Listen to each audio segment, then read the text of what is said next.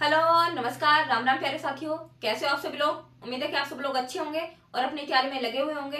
तो चलिए, आज हम एक बहुत ही इंपॉर्टेंट थ्योरी, जीन पियाजे की थ्योरी के साथ आए हैं। ये जीन पियाजे की थ्योरी आप लोग को पता है, चाहे कोई भी आप टैग उठाकर देख लो, कोई भी आप टीचिंग एग्जाम उठाकर देख लो, सब में आती ही आती है। ठीक है, तो इसको हम बिल्कुल डिटेल से डिस्कस करेंगे। मैंने जितने भी टैट वगैरह आए हुए थे या टीचिंग एग्जाम में जो क्वेश्चंस आए हुए थे उनको उठा के बिल्कुल मैंने नोट्स की फॉर्म में बना दिया है। ठीक है, आप लोगों को बहुत इजी वे में मैं समझाने की कोशिश करूंगी। नोट्स भी आपको साथ के साथ मिलेंगे, साथ में आपको मैं एक्टिविटी के थ्रू समझाऊंगी ताकि आप इसको कभी भी नहीं भूल पाओ। ठीक है, तो एक एक चीज को ध्यान से देखते हैं। देखिए, पहली बात, जो पियाजे की थ्योरी थी, पियाजे की थ्योरी का क्या नाम था? कॉग्निटिव थ्योरी, या इसको हम इंटेलेक्चुअल भी बोल सकते हैं। दोनों में से कोई भी नाम आ जाए एक ही बात है ना। कॉग्निटिव थ्योरी या इंटेलेक्चुअल थ्योरी, ठीक है, दोनों एक ही नाम है। कॉग्निटिव का मतलब क्या होता है? कॉग्निटिव का मतलब होता है ना संज्ञानात्मक, संज्ञानात्मक, या मैं इसको इंटेलेक्चुअल यानी कि बौद्धिक बोल दूं। अब ये चीज क्या हुई? संज्ञानात्मक का मतलब क्या हो? बौद्धिक। बौद्धिक यानी कि बुद्धि लगानी पड़ेगी, हमें दिमाग का यूज करना पड़ेगा, माइंड का यूज वहां पर हमें करना पड़ेगा। ठीक है, बुद्धि लगानी पड़ेगी। तो जो भी मेंटल एक्टिविटी हम करते हैं वो हमारी किस में आती है? कोग्निटिव में आती है। उसी को तो हम संज्ञानात्मक बोलते हैं। जहां पर हम अपने दिमाग का ऐसे तिकड़म लगाना शुरू कर देते हैं ना, वही हमारी कॉग्निटिव एक्टिविटी है। ठीक है, तो हमारे दिमाग पे ही कि हमारा दिमाग कैसे कैसे काम करता है, कौन सी एज में कैसे कैसे हमारा दिमाग काम करता है, उसी के बेस पे थ्योरी बना दी। किन्होंने? पियाजे जी ने बना दी। ठीक है, तो इनका पूरा नाम क्या था? जीन पियाजे जी था ना। ठीक है, जीन पियाजे जी। तो जीन पियाजे जी कहाँ के नागरिक थे? अपने स्विस के थे, स्विट्जरलैंड के। स्विस भी लिखा हुआ आ सकता है और आपका स्विट्जरलैंड भी लिखा हुआ आ सकता है। ठीक है, क्वेश्चन आया हुआ है ये कि पियाजे जी कहाँ के नागरिक थे, तो अपने स्विस नागरिक बोल दो या स्विट्जरलैंड बोल सकते हैं। ठीक है, तो अब पियाजे जी ने क्या देखा? उनके खुद के 2 बच्चे थे और 2 उनके रिलेटिव के थे। तो उन्होंने टोटल 4 बच्चों पर अपना एक्सपेरिमेंट किया। क्या देखा कि जब उनके बच्चे बिल्कुल छोटे थे ना, जैसे भाई बर्थ हुआ उनका, उसके बाद उन्होंने देखा कि 0 से लेकर 2 साल तक, यानी कि जब तक बच्चा है तो बिस्तर पर रहता है या फिर गोदी में रहता है, उनकी अलग तरीके की मेंटल एक्टिविटी होती है। ठीक है, उसके बाद बच्चा क्या हो गया? थोड़ा सा बड़ा हो गया। ठीक है, थोड़ा चलना फिरना बच्चे ने स्टार्ट कर दिया, प्ले स्कूल में जाने लग गया, है ना, नर्सरी केजी में हो गया बच्चा। वो अलग तरीके की मेंटल एक्टिविटी करते हैं, उनका दिमाग अलग तरीके का चलता है। उसके बाद जब बड़े हो जाते हैं प्राइमरी लेवल पर, तो अलग दिमाग चलता है। तो इन्होंने क्या किया? उम्र के हिसाब से 4 अवस्थाओं में बांट दिया। ठीक है, इन्होंने क्या देखा कि जो 0 से 2 साल के बच्चे थे उनका दिमाग तो अलग तरीके का काम कर रहा था, तो उनका उन्होंने बनाया एक अलग ग्रुप। ठीक है, फिर उन्होंने देखा कि बच्चा अब चलने फिरने लग गया है, वो अलग तरीके का दिमाग का तिकड़म लगा रहा है, अलग ग्रुप बना दिया। एक तरीके से 2 से 7 साल का बच्चा, आप बताया ना मैंने, प्ले स्कूल में हो जाता है एक तरीके से, या फिर नर्सरी केजी में, तो वो एक अलग तरीके की मेंटल एक्टिविटी करता है, अलग ग्रुप बना दिया। 7 से 11 साल के बच्चे का अलग ग्रुप बना दिया, 11 से 15 साल के बच्चों का अलग ग्रुप बना दिया। ठीक है, बना दिया। अब ग्रुप बना दिया तो नाम भी तो कुछ ना कुछ रखना पड़ेगा। अब यहाँ पर एक बात ध्यान रखना कि कोई भी मनोवैज्ञानिक अगर नाम देता है ना किसी चीज को, तो बहुत सोच समझ कर देता है। ठीक है, तो इन्होंने जो 0 से 2 साल का जो ग्रुप बनाया था छोटे छोटे बच्चों का, उनका एक नाम रख दिया, क्या? Sensory motor stage. ठीक है, अब आप बोलोगे सेंसरी मोटर स्टेज ही क्यों रखा? सेंसरी का मतलब क्या होता है? सेंसरी का मतलब होता है सेंसीज, जो आपकी इंद्रियां होती हैं। मोटर का मतलब होता है फिजिकल एक्टिविटी। स्टेज का तो मतलब आपको पता ही होगा, अवस्था। तो इसको मैं बोल सकती हूँ जो आपकी इंद्रियों से रिलेटेड जो गामक, मोटर को हिंदी में बोलते हैं गामक अवस्था। ठीक है, कहने का मतलब ये है, यहाँ पर बच्चा जो भी कुछ मेंटल एक्टिविटी करेगा, जो भी दिमाग का तिगड़म लगाएगा, वो सेंसेस के थ्रू लगाएगा और फिजिकल एक्टिविटी के थ्रू लगाएगा। आया दोनों का मतलब समझ में? ये नाम क्यों रखा? ठीक है, हिंदी में देख लेते हैं। संवेदी पेशीय अवस्था बोल सकते हैं इसको, या एक को ये और नाम लिखा हुआ आ जाता है कई बार, इंद्रिय जातिक गामक अवस्था। ठीक है, हिंदी में इसके 2 नाम है इसी के ना। ठीक है, तो इसका रख दिया इन्होंने नाम, क्या रख दिया? Sensory motor stage. 0 से जो 2 साल के बच्चों का ग्रुप बनाया था। अब उसने देखा कि 0 से 2 साल के बच्चे क्या क्या करते थे। आपने देखा होगा, या तो लेटे रहेंगे या हाथ पैर मार, इतना दिमाग लगाते हैं, कुछ भी नहीं लगाते इतना। वो सिर्फ हाथों पैरों को फिजिकल एक्टिविटी सेंसेस के थ्रू ही, कोई बोल लेगा कानों से सुनेंगे ना सेंसेस के थ्रू, कोई बोलेगा उनको उधर मुंह घुमा लेंगे, ये तो सब कुछ करते हैं ना। तो पहली बात तो ये यहाँ से होगी, सेंसेस के थ्रू सीखता है बच्चा। कैसे सीखता है? सेंसेस के थ्रू, इंद्रियों के थ्रू बच्चा सीखता है। सेकंड, क्या 0 से 2 साल का बच्चा बोलने लग जाता है? कुछ बोलता है? लैंग्वेज होती है उसकी? कुछ भी नहीं होती, उसको बोलना ही नहीं आता। तो लैंग्वेज का यहाँ पर अभाव होता है बच्चे में, ठीक है। मोरलिटी का भी अभाव होता है, नैतिकता का भी, है ना। अब देखो ना, 0 से 2 साल के बच्चे को क्या पता है कि ये चीज ठीक है, ये चीज गलत है, कुछ पता ही नहीं होता, ज्ञान ही नहीं होता इतना दुनिया के बारे में। तो नैतिकता भी नहीं होती है, भाषा भी नहीं होती है, कुछ ही नहीं आता उसको, ठीक है। एक यहाँ पर है ऑब्जेक्ट परमानेंस, इसको मैं बोलूंगी हिंदी में वस्तु स्थायित्व। नाम से पता करना है आपको, ऑब्जेक्ट परमानेंस। जो कोई ऑब्जेक्ट, जो कोई वस्तु है वो परमानेंट है, ठीक है। कहने का मतलब ये है, अगर बच्चे के सामने कोई चीज है तो वो है, वो एग्जिस्ट करती है, वो परमानेंट है। बच्चे के आगे से चीज हटी तो मतलब वो चीज है ही नहीं, वो है नहीं, यहाँ पर वो एग्जिस्ट ही नहीं करती। अब आपको कैसे समझ में आएगा? एक एग्जांपल के थ्रू समझ में आएगा। सपोज करो आप छोटे बच्चे को ना टेडी बियर दिखाना या कोई भी कुछ भी टॉय दिखाना, और बच्चे को ये दिखाना और थोड़ी देर के बाद ये बोलना कि ये तो गायब हो गई, इसको तो बंदर ले गए, है ना। ऐसे करके पहले दिखाना और फिर पीछे इसको छिपा लेना कि इसको तो बंदर ले गए हैं, ठीक है। अब बच्चे में इतना दिमाग नहीं है, उसका दिमाग यही सोचेगा कि सच में ये चीज गायब हो गई है, ठीक है। तो वस्तु स्थायित्व का मतलब आया है आपको समझ में, ऑब्जेक्ट परमानेंस का, कि जो ऑब्जेक्ट है सामने है तो परमानेंट है, उसका अस्तित्व है। अगर वो सामने नहीं है तो वो परमानेंट नहीं है, उसका कोई अस्तित्व नहीं है। ये अब आप लोग को यहाँ पर एक बात नोट करनी है कि जैसे जैसे बच्चा बड़ा होता है ना, यानी कि 1 साल के करीब हो जाता है, ठीक है, उसके बाद 1 साल के बाद थोड़ा थोड़ा उसके अंदर वस्तु स्थायित्व का गुण आना स्टार्ट हो जाता है, ठीक है। जो मेन जो एज मानी गई है ना, 18 महीने से लेके 24 महीने तक की उम्र, यानी कि 1.5 साल से लेके 2 साल तक के बच्चे में ज्यादा विकास होता है वस्तु स्थायित्व के गुण का, ठीक है। तो अब आपका क्वेश्चन कैसे आया हुआ था कि पियाजे के अनुसार, क्वेश्चन कैसे आया था, पियाजे के अनुसार कौन सी अवस्था के अंतिम चरण में, ठीक है, लास्ट स्टेज में पूछ रखा था, कौन सी अवस्था के अंतिम चरण में वस्तु स्थायित्व का गुण आता है। तो आपका आंसर क्या होगा?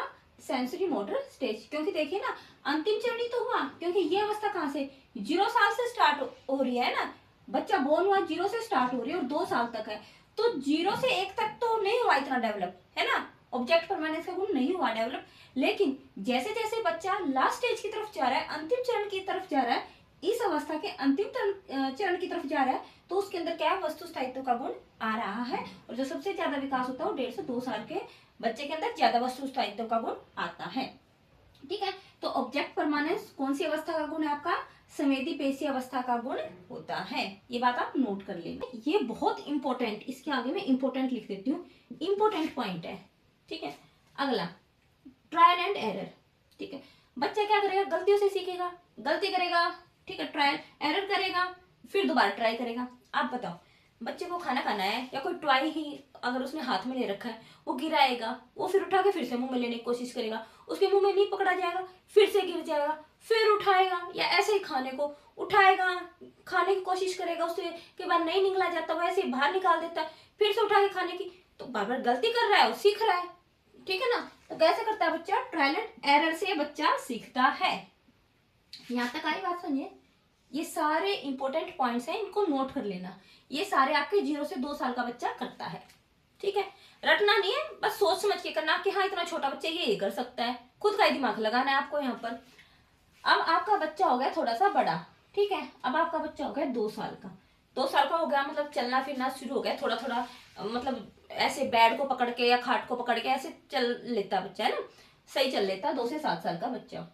उसके बाद धीरे धीरे क्या होता है, प्ले स्कूल में डाल देते हैं 2.5 साल के बच्चे को, फिर नर्सरी में, केजी में। तो देखिए वहां पर बच्चा क्या करता है। अब 2 से 7 साल का एक अलग ग्रुप बनाया, नाम रख दिया, क्या रखा?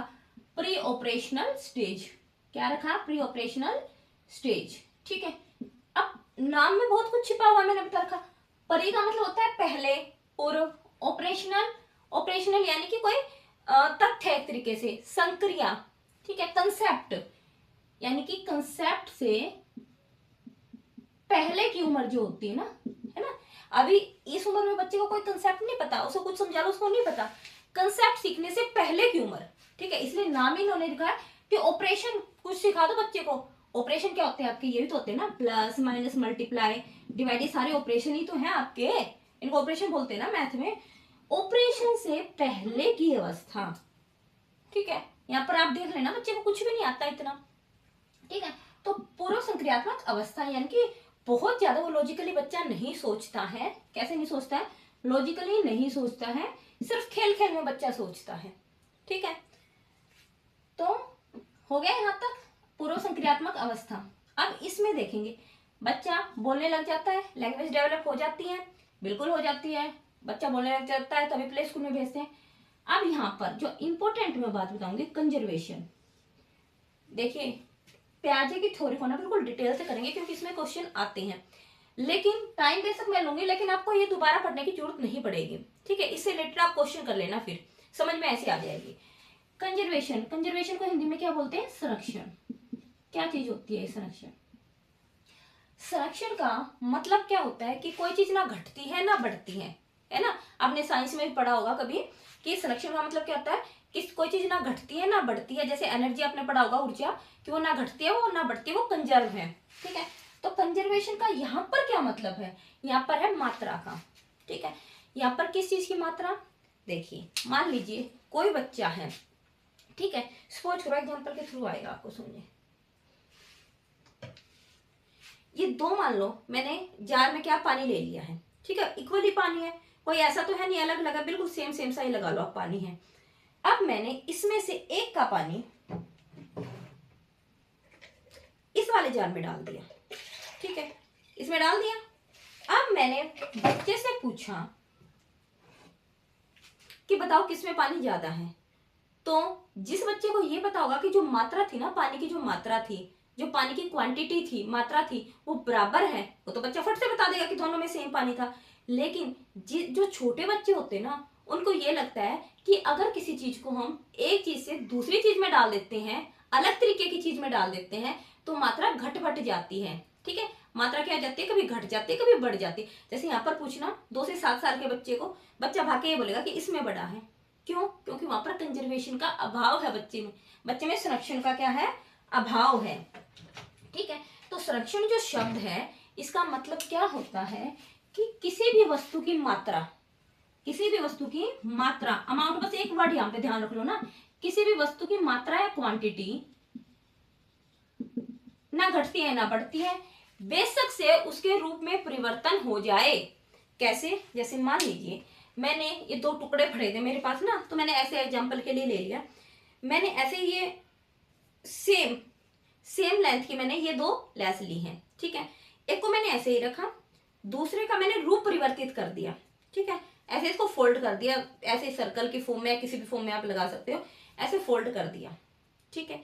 अब जो बच्चे में कंजर्वेशन का गुण आ चुका है, हमारे अंदर आ चुका है, हम बड़े हैं, हम तो देख के बता देंगे इक्वल है, क्योंकि मैंने बेशक से रूप परिवर्तित कर दिया। लेकिन जो छोटे बच्चे होते हैं ना, 2 से 7 साल के बच्चे, उनमें इस चीज का अभाव है, वो फट से क्या बोलेंगे कि हाँ ये बड़ा है और ये क्या है, छोटा है ना। क्यों, क्योंकि वो क्या सोचते हैं कि अगर किसी भी वस्तु का रूप परिवर्तित हो गया तो वहां पर मात्रा क्या है, घट बढ़ जाती है। आइए यहाँ तक बात समझ में। तो क्वेश्चन भी इसके ऊपर बहुत सारे आए हुए हैं। तो कंजर्वेशन आपको समझ में आ गया। कंजर्वेशन का मतलब ये होता है कि कोई भी चीज ना घटती है ना बढ़ती है, इसका सिंपल सा मीनिंग ये होता है इस वर्ड का, ठीक है। अब यहाँ पर इसका मतलब किससे है, हमारा क्वांटिटी से है, जीन पियाजे की थ्योरी में, कि कोई भी जो पदार्थ है उसकी मात्रा अगर हम उसका रूप भी परिवर्तित कर दें तो भी उसकी मात्रा क्या रहती है, समान रहती है। आ गया होगा यहाँ तक समझ में। अब नेक्स्ट हम देखते हैं सेंट्रेशन। सेंट्रेशन यानी कि हम इसको बोल देते हैं केंद्रीकरण, ठीक है। केंद्रीकरण क्या होता है, देखिए इसमें बच्चा सिर्फ एक ही पहलू पर फोकस करता है, एक टाइम में एक ही पहलू पर फोकस करता है। देखिए मान लीजिए आप चॉकलेट लेके आए हो, ठीक है, आपने क्या है तोड़ तोड़ के बच्चों को बांट रहे हो। अब तोड़ने में है ना, किसी बच्चे को बड़ा भी दे दिया, छोटे बच्चों में 2 से 7 साल के बच्चों की मैं बात कर रही हूँ, एक को थोड़ा बड़ा दे दिया एक को छोटा दे दिया, बच्चे को नहीं पता लगेगा, बच्चा सिर्फ क्या देखेगा, नंबर। इसको भी एक चीज मिली है, मेरे को भी एक चीज मिली है, ठीक है। वो क्वांटिटी नहीं देखेगा, वो मात्रा नहीं देखेगा कि इसको बड़ा मिला छोटा मिला है, ठीक है। वो सिर्फ ये देखेगा कि हाँ इसको भी एक मिला, मेरे को भी एक मिला, इसको दो मिले, मेरे को भी दो मिले। यानी कि बच्चा यहाँ पर सिर्फ एक चीज पर फोकस कर रहा है। किस चीज पर फोकस कर रहा है? संख्या पर, नंबर पर फोकस कर रहा है, ठीक है। तो केंद्रीकरण का मेरे ख्याल से आपको आया होगा समझ में कि बच्चा एक समय पर एक ही पहलू पर क्या करता है, फोकस करता है, ठीक है। अब यहाँ पर मैंने एग्जांपल दिया था ना, यहाँ पर ये भी केंद्रीकरण का भी एग्जांपल हो सकता है, क्योंकि बच्चा यहाँ पर क्या है, सिर्फ हाइट के ऊपर ही फोकस कर सकता है, कर रहा है ना। अब भाई हाँ, पानी की हाइट ज्यादा हो गई तो इसमें ज्यादा है, इसकी हाइट कम है, तो एक ही चीज पर फोकस कर रहा है। तो इन दोनों में से क्वेश्चन के अकॉर्डिंग आपको देखना है कि कौन सा फिट बैठेगा, ठीक है। दोनों ऑप्शन में आपको देखने को नहीं मिलेंगे। अगला है एनिमिज्म, जीववाद। नाम से पकड़ने की कोशिश करो, हर चीज अपने आप आती चली जाएगी समझ में। जीव क्या होता है? जीव सांस लेते हैं, हम जीव हैं, सांस लेते हैं, ठीक है। तो जीववाद का मतलब क्या होता है कि जो ये इतना छोटा बच्चा होता है ना, 2 से 7 साल का बच्चा, वो हर एक चीज को ये सोचता है कि सबके अंदर जान है। जीव जो भी है, जितने भी वो आसपास में, चाहे सजीव है चाहे निर्जीव है, सबके अंदर क्या है, जान है, ठीक है। पंखा भी है, अगर आपके घर में पंखा चल रहा है तो समझता है कि इसके अंदर जान है इसलिए चल रहा है।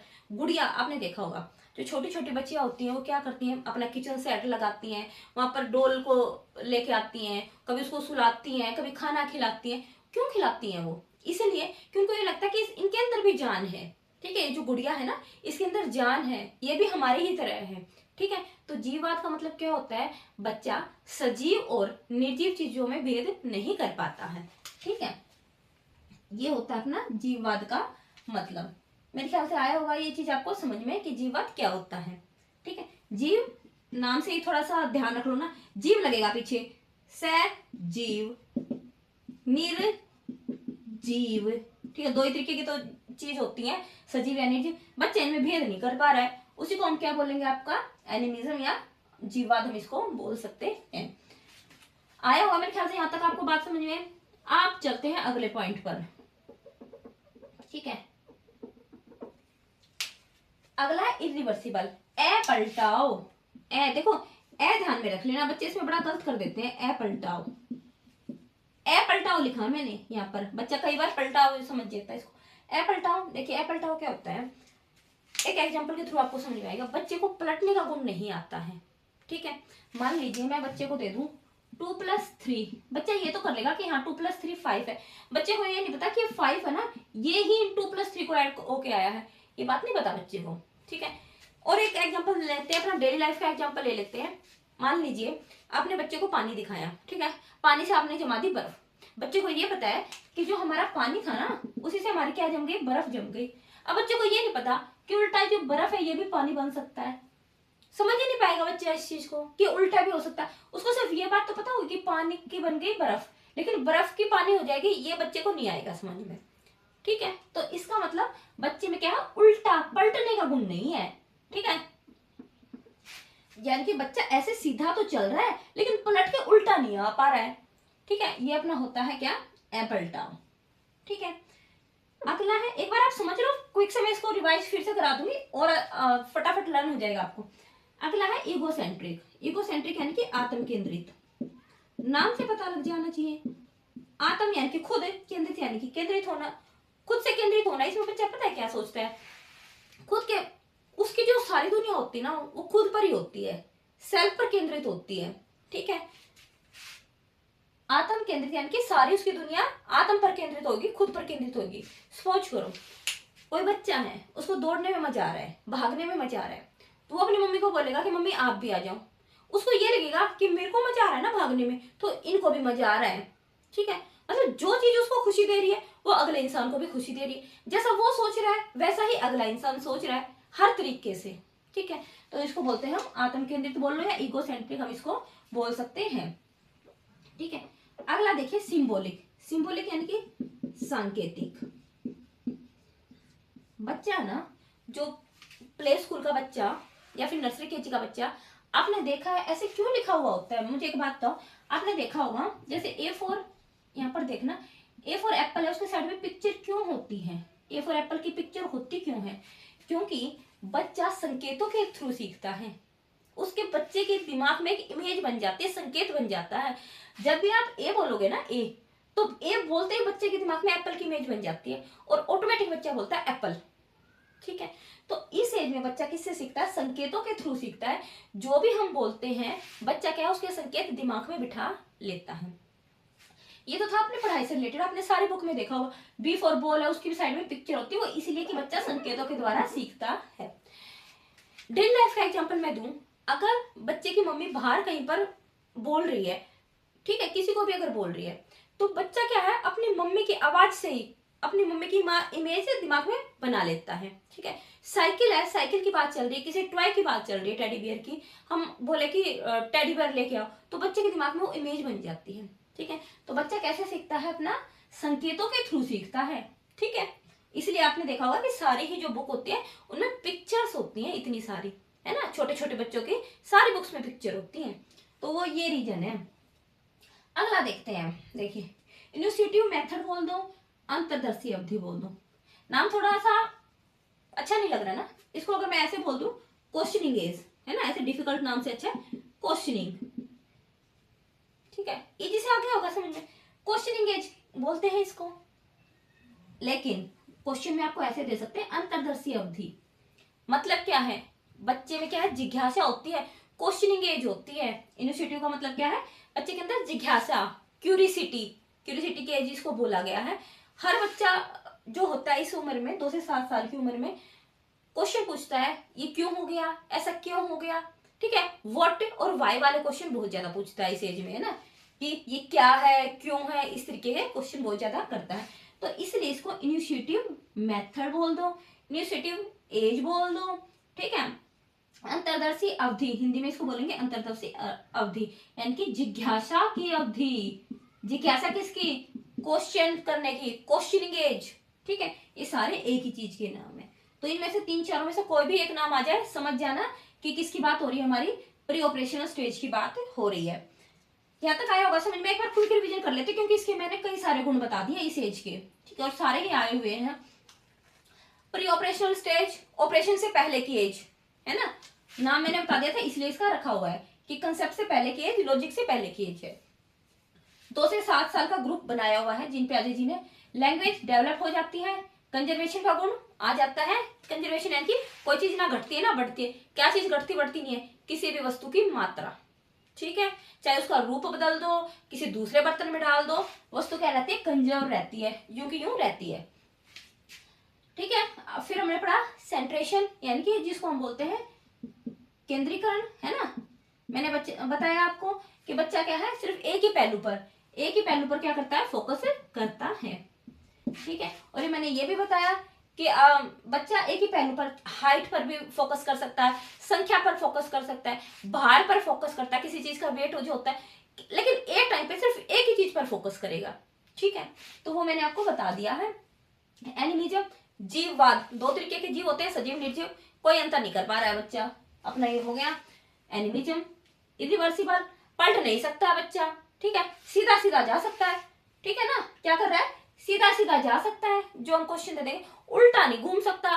ठीक है, बर्फ क्या है, पानी क्या है? बर्फ बन सकता है, बर्फ पानी नहीं बन सकती है। ठीक है, पलट के नहीं देख सकता है, तो इसको बोलते हैं अपलटावी गुण। ठीक है, अगला है ईगोसेंट्रिक, आत्म, खुद पर केंद्रित, हर चीज जो उसकी दुनिया है ना, खुद के अकॉर्डिंग, कि जैसा मैं सोचता हूँ ना वैसे ही दुनिया चल रही है, बस ये एक चीज है। संकेतों के द्वारा सीखता है, बताया मैंने अभी। अंतर्दर्शी अवधि बोल दो, इनिशिएटिव मेथड बोल दो, जिज्ञासा की उम्र बोल दो, क्वेश्चनिंग एज बोल दो, 4-5 एक ही बात है। ठीक है, ये थोड़ा सा साइकोलॉजी का थोड़ा सा अलग नाम हो गया, है ना, अंतर्दर्शी अवधि। यानी कि इसमें बच्चा व्हाट व्हाई वाले क्वेश्चन ज्यादा करता है, बहुत क्वेश्चन करता है बच्चा। आगे होगा बात समझ में, यहां तक समझ में आ गया, आगे कुछ मुश्किल है नहीं। ठीक है, इन्हीं का उल्टा करते जाना है। देखिए, अब आपका बच्चा प्ले स्कूल कवर कर गया है, नर्सरी कवर कर गया, केजी कवर कर गया, अब एक तरीके से आप फर्स्ट क्लास में उसको लगा सकते हो। ठीक है, फर्स्ट सेकंड क्लास में आपका बच्चा हो गया है, थोड़ा ज्यादा मैच्योर हो गया है। अब देखो कैसी चीजें करेगा वो।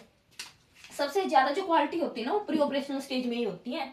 ठीक है, अब आगे देखो, नाम रख दिया अगली स्टेज का, जो 7 से 11 का ग्रुप बनाया था ना प्यारे जी ने, नाम रख दिया कॉन्क्रीट स्टेज, मूर्त।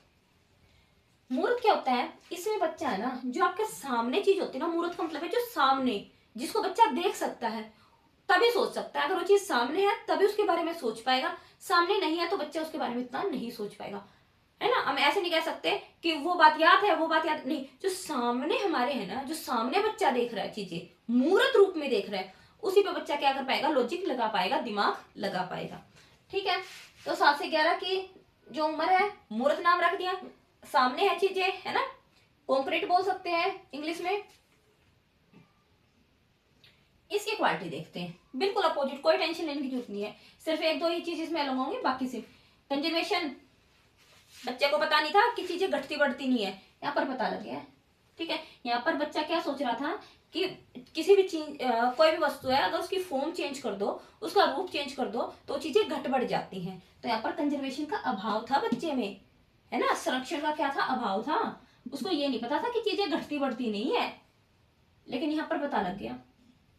अब यहाँ पर बच्चे से पूछ लो, ऐसे वैसे से घुमा घुमा कर पूछ लो, किसी भी चीज को रोल अप करके पूछ लो।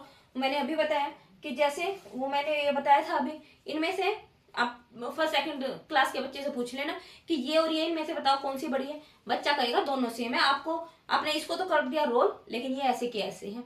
ठीक है, अब मेरे को यही दिखा मेरे पास, तो मैंने इसी का एग्जाम्पल आपको दे दिया है।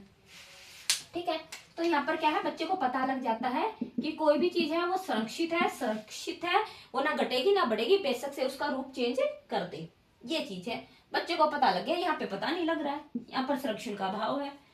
अब डिसेंट्रेशन, डिसेंट्रेशन थोड़ा सा बड़ी एज में होता है, विकेंद्रीकरण। एक तरीके से संरक्षण की तरह विकेंद्रीकरण है, संरक्षण से थोड़ा सा बड़ा और हाई लेवल का। ये विकेंद्रीकरण थोड़ी बड़ी क्लासेज में होता है, और जो कंजर्वेशन होता है वो थोड़ी छोटी क्लासेज में होता है। यहाँ पर बच्चे में विकेंद्रीकरण का अभाव होता है। अब आप बोलोगे कि विकेंद्रीकरण क्या है, देखिए यहाँ पर एक छोटा सा शब्द था संरक्षण, कि भाई जो मात्रा है ना वो समान रहेगी, अमाउंट है किसी चीज की समान रहेगी। लेकिन विकेंद्रीकरण में क्या होता है, बच्चा एक ही चीज को अनेक पहलुओं से देखता है। कैसे, जैसे मान लीजिए मैं आपको एग्जाम्पल ही दे दूं, इन दो का ही मान लो मैं एग्जाम्पल दे दूं आपको, इन दो बॉक्सेस का ही मान लो मैं एग्जाम्पल दे दूं।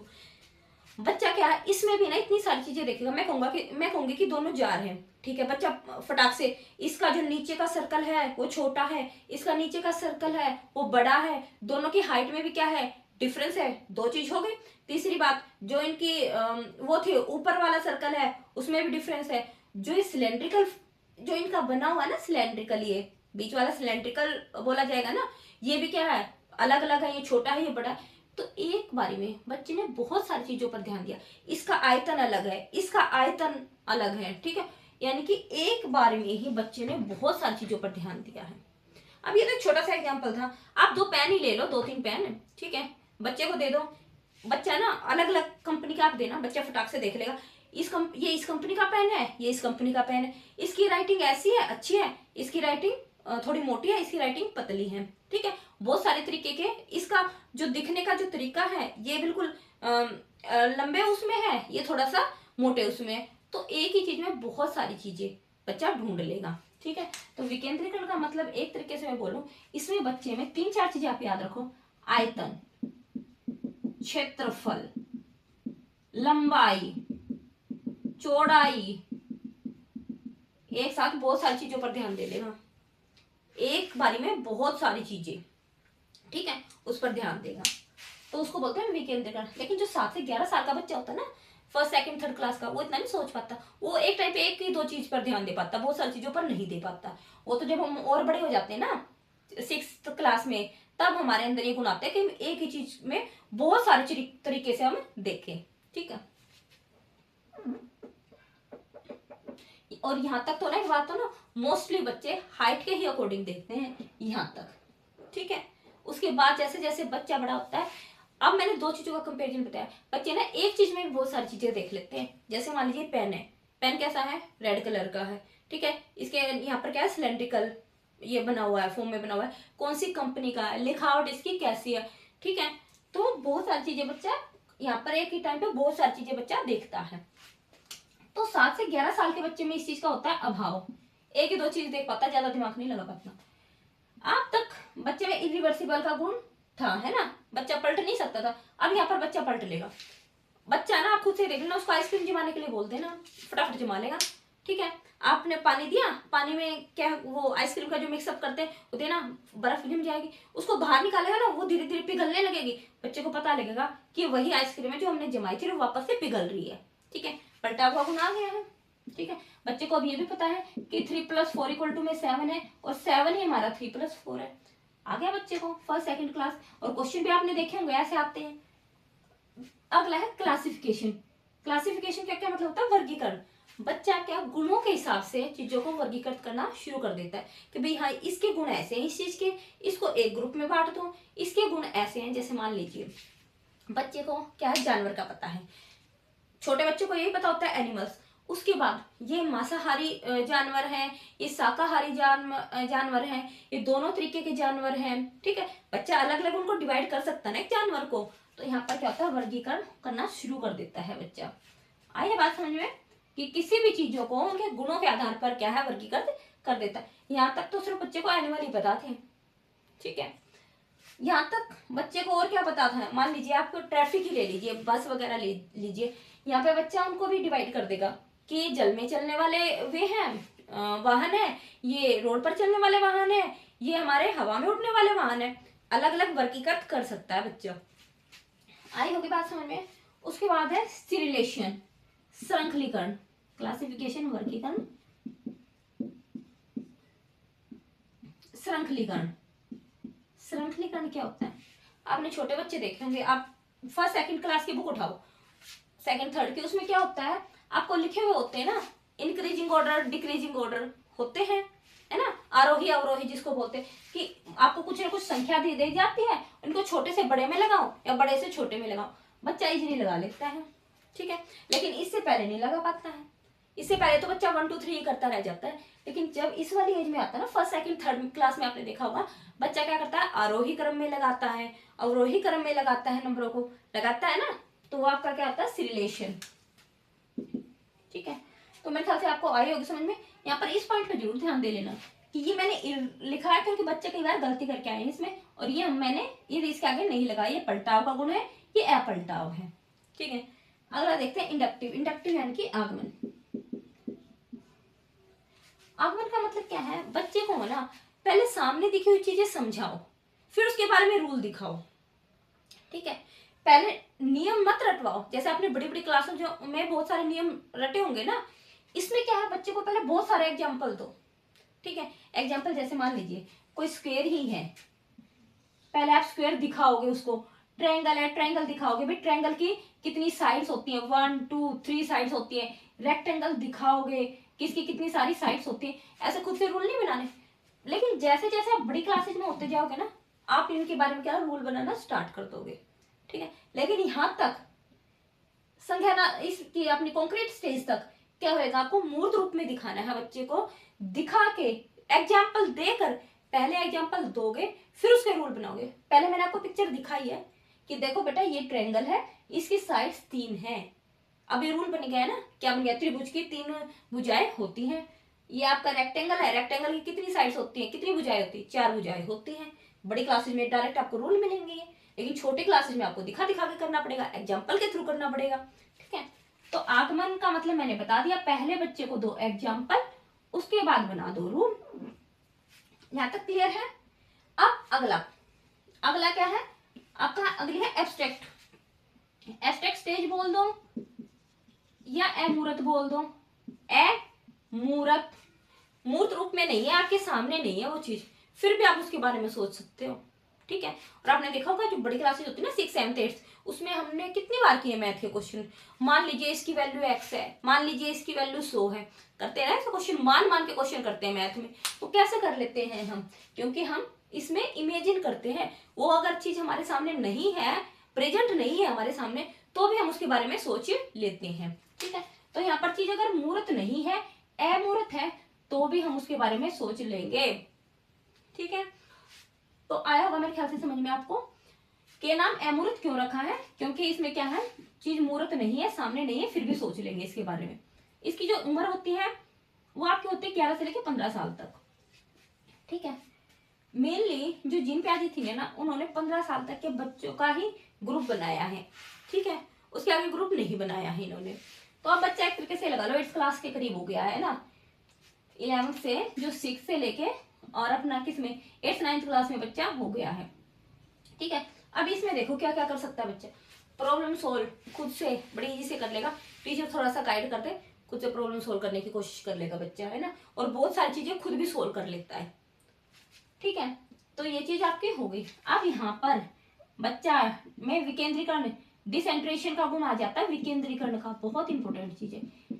बच्चा एक ही बार में एक ही चीज की बहुत सारी चीजें देखता है, उसका आयतन देखेगा, उसका क्षेत्रफल देखेगा, उसका शेप देखेगा, बहुत सारी चीजें देख लेगा, उसकी हाइट देख लेगा, है ना। और इसीलिए आपने देखा होगा ना, जो आयतन वगैरह के जो क्वेश्चन होते हैं ना मैथ में, वो कौन सी क्लास में आते हैं आपके, 9th 10th में आते हैं, है ना, 8th 9th 10th में मोस्टली आते हैं।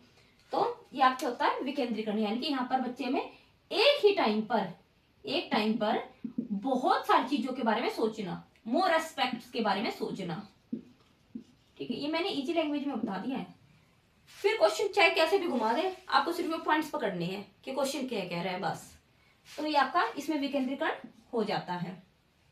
आइडियलिस्टिक आदर्शवादी, देखो आपने देखा होगा जो ये वाली एज होती है ना, इसमें बच्चे का ना कोई आइडल होता है। कोई क्रिकेट में जाना चाहता है तो उसका आइडल हो सकता है विराट कोहली हो, रोहित शर्मा हो, मतलब बच्चे ना किसी को अपना आदर्श बना लेंगे कि मुझे उसकी तरह बनना है, मैं वैसा करूंगा।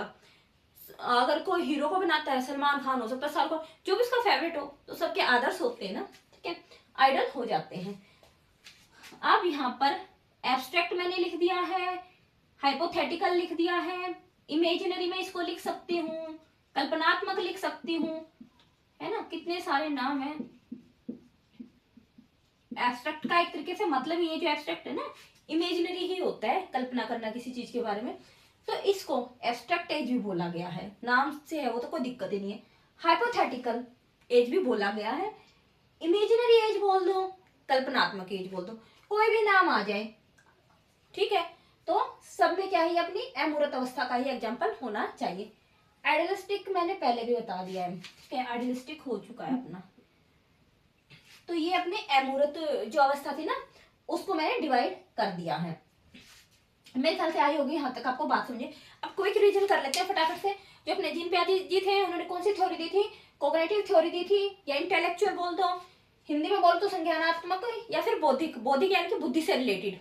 बस ये पॉइंट आप ध्यान में रखो कि जीन प्याजी ने बुद्धि से रिलेटेड सिद्धांत दिया था, है ना। ये नाम देख लेना। कहाँ के नागरिक थे, स्विस के थे, स्विट्जरलैंड के थे। उन्होंने अपने बच्चों पर एक्सपेरिमेंट किया था और उन्होंने क्या देखा कि बच्चे कैसे कैसे दिमाग का यूज करते हैं, है ना, कैसे कैसे तिगड़म लगा रहे हैं अपने दिमाग का। तो इस हिसाब से उन्होंने 4 हिस्सों में बांट दिया।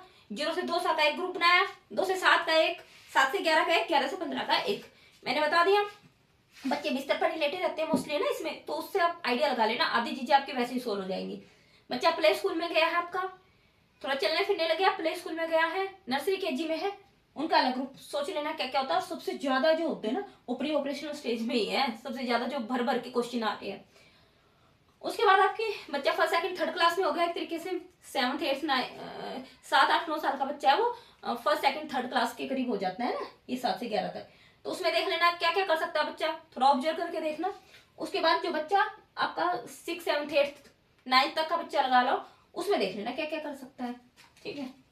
ये मैंने बता ही दिया है, ठीक है। इसके बच्चा लेटा रहेगा, कोई इतना वो नहीं है। इसमें जो सबसे इंपॉर्टेंट गुण है वो ऑब्जेक्ट परमानेंस का है, वस्तु स्थायित्व का गुण इसमें नहीं होता है ना। इसमें जो सबसे मेन है ना, ये वही है, बाकी तो आप फिर भी कर लोगे, लेकिन ये वस्तु स्थायित्व, नाम मैंने बता दिया था नाम क्यों रखा है। इसमें जो सबसे इंपॉर्टेंट है आपका कंजर्वेशन का है, सेंट्रेशन का है, एनिमिज्म का है, ये जो तीनों है ना, इरिवर्सिबल है, इगोसेंट्रिक, इसमें तो भाई सारे इंपॉर्टेंट है, सिंबॉलिक है, ये तो भाई सारे ही इंपॉर्टेंट है, ठीक है। ये तो मोस्ट एंड मोस्ट इंपॉर्टेंट जो हर बार रिपीट हुए ये वाले इसमें से क्वेश्चन, ठीक है। अब इसमें से ये हो रखे, इसमें से तो ना ऐसे आ रखे कि बताओ कौन सी अवस्था में वर्गीकरण श्रृंखलीकरण की अवस्था कौन सी होती है, ऐसे 2-3 मिक्स करके भी क्वेश्चन आए हुए हैं, ठीक है।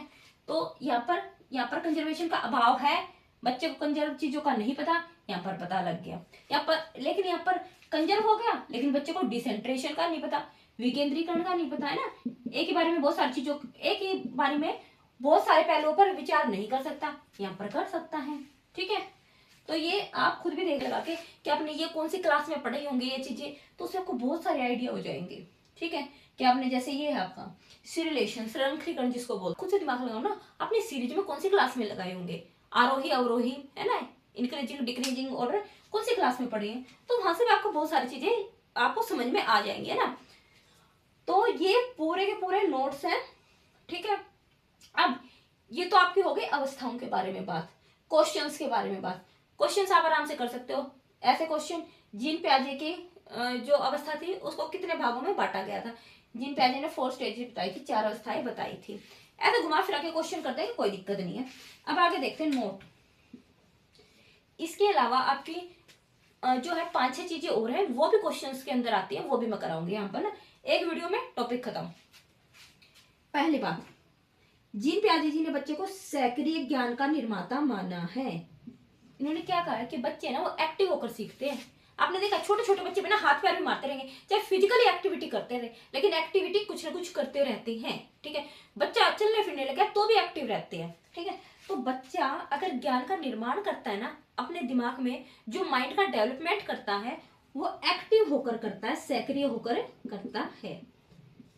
ठीक है, सारे आए हुए पॉइंट बता दिए मैंने कि कौन कौन से क्वेश्चंस आए हुए। बच्चे में जो है मैच्योरिटी के अकॉर्डिंग मानसिक विकास होता है, कि छोटे बच्चे का मानसिक विकास ऐसे होगा, बड़े बच्चे का ऐसे ऐसे, मतलब एज के अकॉर्डिंग होता जाएगा, मैच्योरिटी के अकॉर्डिंग उनका माइंड डेवलपमेंट होता जाएगा। ठीक है, अब ये क्वेश्चन आया हुआ था ये वाला सीटेट में, ये डैश वाला क्वेश्चन था। बच्चे की थिंकिंग बड़ों से, यहाँ पे टाइप की जगह पर क्या था, डैश था। डैश में डिफरेंट होती है ना कि डैश में, यहाँ पर 2 जगह पर डैश दिया हुआ था उसमें ना।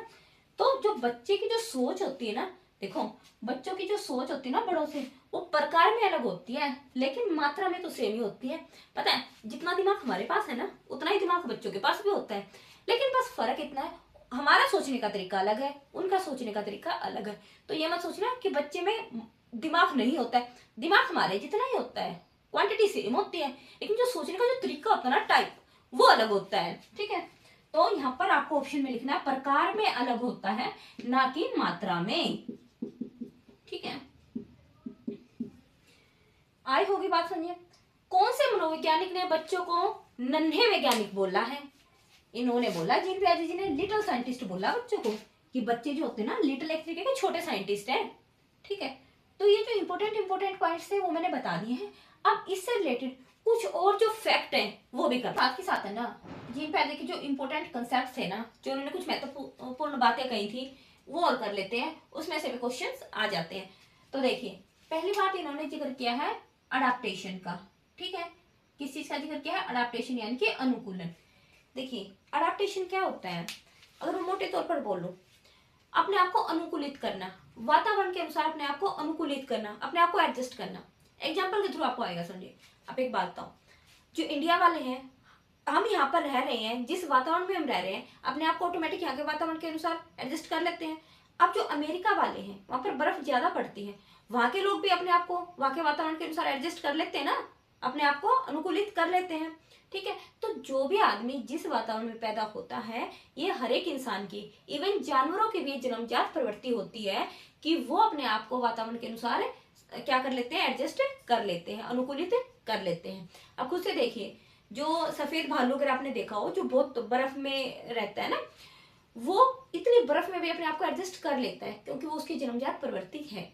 अगर आप ऊंट का एग्जांपल ले, वो रेगिस्तान में भी अपने आप को एडजस्ट कर लेता है क्योंकि वो उस वातावरण में पैदा हुआ है। ठीक है, तो वो उसने वहां का वातावरण क्या कर लिया, अडॉप्ट कर लिया है। ठीक है, तो जीन प्याजे जी ने क्या कहा कि बच्चों में भी जन्मजात प्रवृत्ति होती है कि वो खुद को वातावरण के साथ, एनवायरमेंट के साथ क्या कर लेते हैं, एडजस्ट कर लेते हैं। ठीक है, जन्मजात प्रवृत्ति है। आइए बात समझिए कि अनुकूलन क्या होता है, अपने आप को एडजस्ट करना, सिंपल। अब इन्होंने क्या किया, अनुकूलन को 2 हिस्सों में बांट दिया। एक का नाम रखा आत्मसातकरण, एक का नाम रखा अकोमोडेशन। ठीक है, एक का नाम रखा एसिमिलेशन, एक का अकोमोडेशन। हिंदी में आत्मसातकरण और यहाँ पर समायोजन।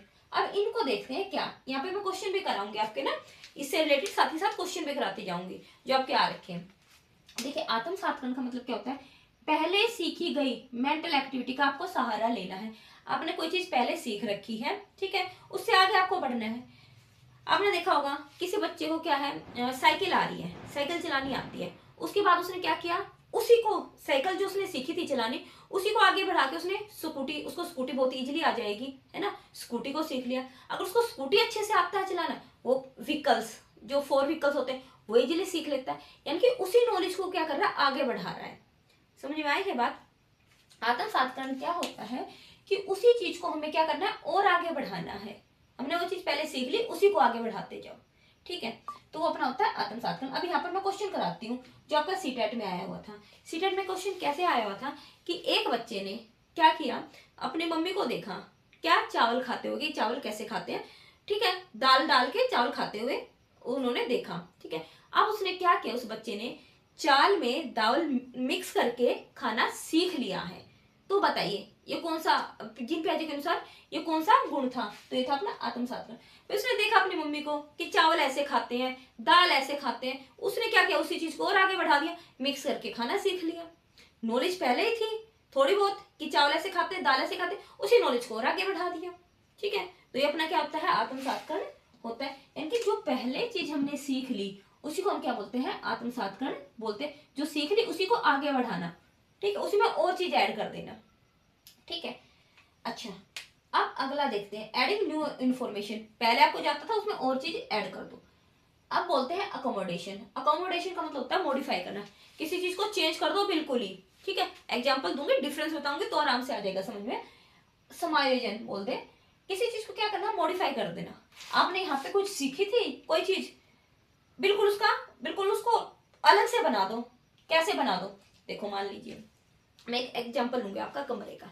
एक कमरा है आपका, अच्छा खासा कमरा है, आप उसी कमरे में ना थोड़ी थोड़ी चीजें और ऐड कर दो, ठीक है, ताकि कमरा और सुंदर हो जाए। तो एग्जांपल आपका हो गया एसिमिलेशन का। लेकिन भाई आपको कमरा ही पसंद नहीं है, पता नहीं कैसे तो बना रखा, कैसा डिजाइन है, पता नहीं कहाँ पर आपकी अलमीरा बन रखी है, आपको कुछ ही पसंद नहीं आ रहा उस कमरे में, तोड़ो उसको, नया बनाओ, मॉडिफाई कर दो, बिल्कुल अलग बना लो। वो आपका हो गया अकोमोडेशन। आई बात समझे, जो चीज थी उसमें ही ऐड किया आपने, एसिमिलेशन, बिल्कुल अलग बना दिया आपने, तोड़ दिया कमरा, नया बनाऊंगा मैं, वो आपका हो गया अकोमोडेशन। मॉडिफाई करना है आपको बिल्कुल ही। एग्जाम्पल के थ्रू समझ में आएगा। एक बच्चा है, एग्जाम्पल जो आ रखे हैं वही मैं बता रही हूँ। जैसे मैंने दाल का बताया कि बच्चे ने दाल और चावल को मिलाकर खाना सीख लिया, तो किसका एग्जाम्पल था आपका, एसिमिलेशन का था, आत्मसात्करण का था। अब यहाँ पर मैं एक एग्जाम्पल लेती हूँ। देखिए एक बच्चा है, उसने क्या बिल्ली देखी हुई है ना, क्या देखी हुई है, बिल्ली देखी हुई है ना। अब पता नहीं बनेगा कि नहीं बनेगा पिक्चर, ठीक है, 3 और 4 पैर हो गए, ठीक है, एडजस्ट कर लेना, ठीक है। ये मूछे वगैरह हो गई, ये कान वगैरह, भाई पता नहीं क्या बन गया है, जो भी है सोच करो एक एनिमल है, बिल्ली है, ठीक है। अब बच्चे को ये पता लग गया कि बिल्ली जो होती है ना उसके 4 पैर होते हैं, एक पूंछ इसकी होती है, ठीक है, इसकी मूछें होती है, और इसके 2 क्या होते हैं, कान होते हैं। ये बच्चे के बात बैठ गई दिमाग में, बढ़िया सेट हो गई है, ठीक है। और जो ये बात सेट हो गई ना, इतनी सारी चीजें कि बच्चे ने क्या देखा कि एक बिल्ली है, बिल्ली के क्या होते हैं, 4 पैर होते हैं, ठीक है, 2 कान होते हैं, और क्या होती है, पूंछ होती है, ठीक है। एक बिल्ली के बारे में कितनी सारी चीजें इकट्ठा कर ली, बहुत सारी चीजें इकट्ठा कर ली ना, अपने दिमाग में बिठा ली। इस चीज को पता क्या बोलते हैं, स्कीमा। क्या बोलते हैं इस चीज को, स्कीमा। देखो मैं साथ ही साथ करा दूंगी इस चीज को भी, स्कीमा। किसी भी एक चीज के बारे में बहुत सारी इंफॉर्मेशन इकट्ठा करना स्कीमा बोला जाता है। हमारे दिमाग में बहुत तरीके के स्कीमा होते हैं, हमारा जो माइंड होता है ना, इसमें बहुत तरीके के स्कीमा होते हैं। आप देखो, ये तो आपका बिल्ली के बारे में थोड़ा था, तो कोई फेवरेट टीचर होगा, ठीक है।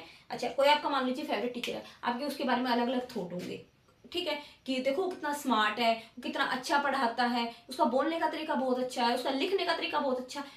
अलग अलग तरीके के बहुत सारी इंफॉर्मेशन उसके बारे में होंगी ना, कि वो टॉल है, ऐसे है, या फिर कोई चीज आपको अच्छी नहीं लगती, उसके बारे में भी अलग अलग स्कीमा होंगे, है ना। तो स्कीमा का मतलब क्या होता है, आपके पास ना बहुत सारी इंफॉर्मेशन ऐसे इकट्ठी हो जाती है। कैसे, जैसे आपने कपबोर्ड में ना, अलमारी में कपड़ों का ऐसे तय करके रखते हैं ना 1 बाय 1, और वो पूरा इकट्ठा हो जाते हैं, और वो क्या हो जाता है, पूरा एक थैले में, मान लीजिए ये थैला है, इसमें आपने बहुत सारे कपड़े भर के रख लिए, ठीक है, तो पूरा एक गैदर हो गया ना, इकट्ठा हो गया। ऐसे ही हमारे स्कीमा होते हैं, ठीक है।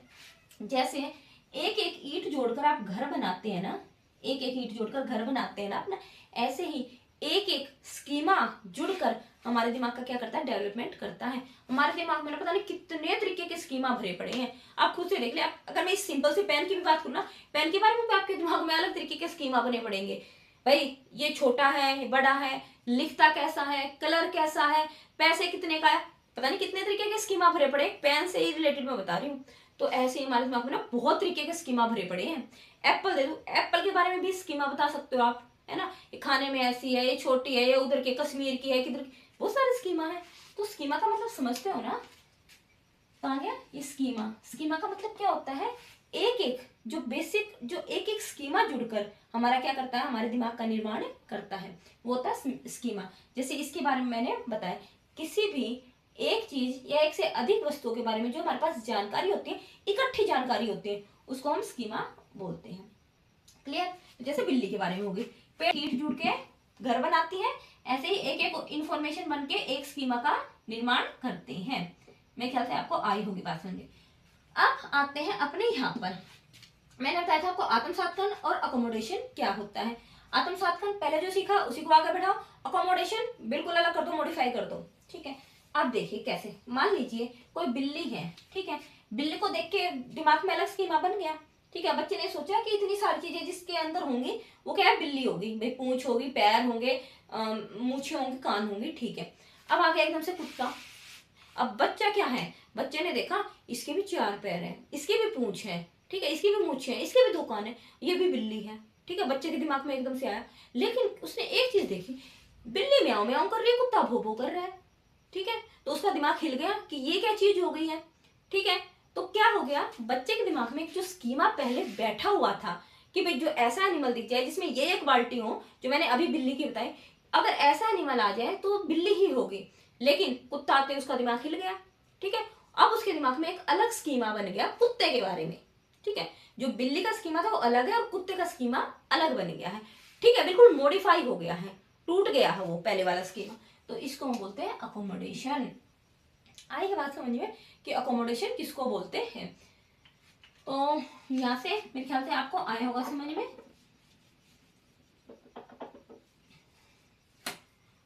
और जो बिल्ली थी ना, बिल्ली के बारे में हमने जितनी एक एक करके जितनी जानकारी ऐड कर रहे थे ना सेम बिल्ली के बारे में, वो तो एक तरीके से अपना आत्मसातकर्ण भी था, है ना। उसी के बारे में और इन्फॉर्मेशन लेते जा रहे थे, लेते जा रहे थे। लेकिन आगे जाके वो चेंज हो गया, कुत्ता आ गया, बिल्कुल ही हमारा स्कीमा ही बदल गया। तो वो हमारे क्या बन गया, वहां पर जाकर अकोमोडेशन बन गया है। ठीक है, मैंने एग्जाम्पल भी बता दिया कि सीटेट में कैसे आया हुआ था। अब यहाँ पर मैंने एक चीज करवा दी, स्कीमा। स्कीमा क्या होता है, मेंटल स्ट्रक्चर होता है that helps organized information around us. जो बहुत सारी इंफॉर्मेशन किसी भी चीज के बारे में इकट्ठा कर लेते हैं ना, पेन के बारे में, ब्लैक पेन है, ठीक है, इससे राइटिंग कैसी आती है, निब कैसी है इसकी, है ना, राइटिंग कैसी आती है, निब कैसी है इसकी, प्राइस कितना है, इतनी सारी जो हमने ऑर्गेनाइज कर ली ना इसके बारे में इंफॉर्मेशन, ये एक स्कीमा बन गया है। आइए बात सुनिए, तो एक तरीके का मेंटल स्ट्रक्चर मानसिक संरचना है जो हमारे किस में हेल्प करती है, सूचनाओं को, जो हमारे आसपास की सूचना है ना उनको एकत्रित करने में। तो यहां से मेरे ख्याल से आपको आ गया होगा समझ में। एक बात आपको बता दूं, कुछ जो स्कीमा होते हैं वो जन्मजात होते हैं, जैसे पकड़ना और चूसना। जब बच्चा पैदा होता है तो फीडिंग करना बहुत जल्दी सीख जाता है, तभी मतलब पैदा होता है तो उसको चूसना आता है, फीडिंग करना फीड कर लेता है बच्चा। पकड़ना, आप है ना बच्चे को, छोटे बच्चे को भी अगर ऐसे हाथ उसके छोटे छोटे ना, उसके अंदर ऐसे फिंगर करके देखना, बच्चा उस छोटे से हाथ से भी अपने फिंगर को क्या कर लेगा, पकड़ लेगा। ये दोनों क्या होते हैं, जन्मजात स्कीमा इसके अंदर होते हैं कि चीजों को कैसे पकड़ना है और कैसे चूसना है। ठीक है, तो यहाँ तक मेरे ख्याल से ये चीज आपको आई होगी समझ में। ठीक है, तो ये यहाँ से लेके यहाँ तक आपका आ गया समझ में। अब इसमें मैं इंपॉर्टेंट नोट और लिख लेना। देखो आपने पढ़ा होगा डेवलपमेंट क्या होता है, कॉन्टिन्यूस होता है ना। अपने आज तक पढ़ा है कि भाई विकास जो होता है वो सतत होता है, सतत होता है ना, पूरी उम्र चलता रहता है। लेकिन अब मैं अपने अकॉर्डिंग नहीं कह रही हूँ, कभी आप खुद का भी दिमाग यहाँ पर मत लगाए। क्वेश्चन आ जाए जीन पे आ जाए के अकॉर्डिंग, भाई जीन पे आ जाए, उसकी अपनी थॉट है, उसकी मर्जी, हो कुछ भी माने। जीन पे आ जाए क्या कहता है, डेवलपमेंट इज डिसकॉन्टिन्यूअस, असतत है, चलता नहीं रहता है, डिसकॉन्टिन्यूअस है। ठीक है, तो यहाँ पर इस पॉइंट को जरूर नोट कर लेना कि डेवलपमेंट इज डिसकॉन्टिन्यूअस, असतत है। ठीक है, दूसरी बात इन्होंने हेरिडिटी पर, हेरिडिटी प्लस में मैच्योरिटी दोनों अक्सर लिख लो भाई। इन दोनों चीजों पर बहुत ज्यादा इन्होंने फोकस किया। इन्होंने कहा हेरिडिटी और मैच्योरिटी दोनों हमारे विकास में सहायक है। जो हमें वंशानुगत मिला है, वंशज से मिला है, हेरिडिटी बोल दो, जेनेटिक्स बोल दो, कुछ भी बोल दो, और जो हमारे अंदर मैच्योरिटी आई हुई है ना, जो हमारे अंदर क्या बोलते हैं मैच्योरिटी को इंग्लिश हिंदी में, दोनों के जो परिणाम से ही हमारा क्या होता है विकास है होता है। ठीक है, ये हमारे जीन प्याजे जी की बातें हैं दोनों। ठीक है, परिपक्वता, मैच्योरिटी को बोलते हैं हिंदी में परिपक्वता, है ना, तो यहाँ पर ध्यान दे लेना। अब जो एक और इम्पोर्टेंट बात मैं यहाँ पर बताऊंगी, स्कीम्स,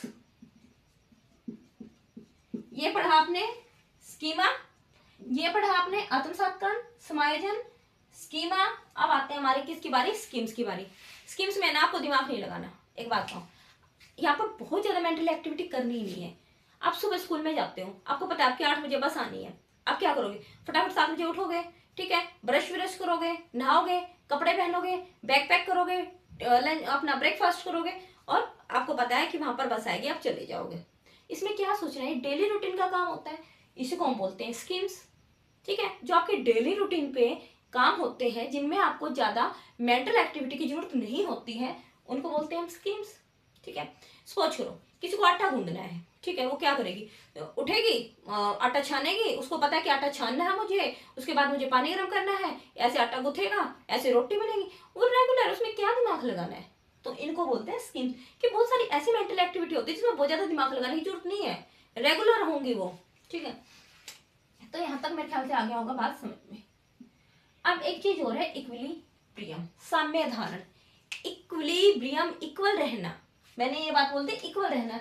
कौन कौन सी चीज देखे, कोई भी इंसान है ना, हर चीज में इक्वल रहना चाहता है। कैसे, जो उसके दिमाग में स्कीमा बन गया ना किसी चीज को लेके, उसको नहीं हिलाना चाहता है।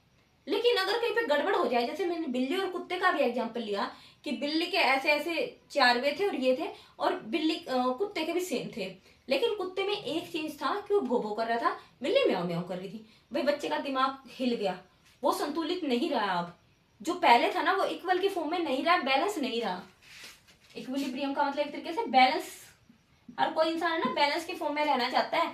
अब इम्बैलेंस हो गया, असंतुलित हो गया, गड़बड़ा गया, लेकिन उसको होना है संतुलित, बैलेंस होना चाहता है, तो दिमाग का यूज करेगा, तिगड़म लगाएगा, चाहे उसको अलग से स्कीमा बनाने पड़े, कुछ भी करना पड़े, वो एट लास्ट संतुलित होकर ही रहेगा। अब उसके दिमाग में बच्चे के में अलग बैठ गया ना स्कीमा कि कुत्ता हो जाएगा भाई इस तरीके से आ जाएगा, तो ठीक है, और इस तरीके अगर कोई दहाड़ेगा तो शेर हो जाएगा भाई इस तरीके से। ठीक है, तो अलग अलग स्कीमा बना लेगा, और क्या हो सकता है, संतुलित तो होना ही पड़ेगा, है ना। तो यहाँ तक मेरे ख्याल से आया होगा आपको समझे, ये इंपोर्टेंट थोड़े से पॉइंट लिख लेना। अब एलिमेंट्स की बात करिए, क्वेश्चन आया हुआ है कि जीन प्याजे के कितने तत्व हैं। 4 तत्व इन्होंने बताए थे। ठीक है, कौन कौन से, मैसे से याद कर सकते हो, MESC मैसे। पहली बात तो इन्होंने मैच्योरिटी की बात की, हेरिडिटी की बात करी है, अभी तो मैंने बताया। लेकिन सेकेंडली इन्होंने ई से यानी कि एक्सपीरियंस, एक्टिविटी। ठीक है, हम कोई एक्टिविटी करेंगे उससे हमारा एक्सपीरियंस बढ़ता जाएगा। ठीक है, ई की इन्होंने बात की थी। ऐसे सोशल इंटरेक्शन, इन्होंने कहा कि भाई बच्चा ऐसे नहीं, खुद से तो सीखता है, हम मानते हैं कि बच्चा खुद का ज्ञान निर्माण करता है, खुद से ही वो सारी चीजें रचता है। ठीक है, लेकिन हम ऐसा नहीं है कि हम समाज को नहीं इसमें वो कर सकते कि बिल्कुल ही अवॉइड कर दे। ठीक है, हाँ भाई सोशल इंटरेक्शन का भी फर्क पड़ता है, ये बात हमारे मान ली जीन प्याजे जी ने। ठीक है, और ई से यानी कि इक्विलिब्रिएशन, हर कोई आदमी क्या बैलेंस में रहना चाहता है, संतुलित रहना चाहता है। ठीक है, ठीक है, जैसी सिचुएशन है ना वैसे ही, गड़बड़ नहीं चाहता कोई भी इंसान, तो इक्विलिब्रेशन। मेरे ख्याल से आयोग बात सुनिए, क्वेश्चन आया हुआ था कि इनमें से कौन सा, निम्नलिखित में से कौन सा प्याजे का सिद्धांत का तत्व नहीं है, तो उसमें एक लैंग्वेज लिखा हुआ था। ठीक है, 3 तो ये ऑप्शन थे ये वाले, और 4th लैंग्वेज लिखा हुआ, तो भाषा दिख रहा है आपको, कहीं पे नहीं दिख रहा ना तत्व में, तो भाषा नहीं था। तो ये 4 तत्व ध्यान में दे लेना कि 4 तत्व इन्होंने बताए थे, इन पे ध्यान रखना थोड़ा सा ना। तो भाई मेरे ख्याल से आपको सारी ही जीन प्याजे की थ्योरी समझ में आ गई होगी। फिर भी कुछ नहीं आया तो आप कमेंट सेक्शन में बता सकते हैं, और हाँ अगर आपको अच्छी लगी ना थ्योरी तो प्लीज इसको शेयर कर देना। ठीक है, थैंक यू।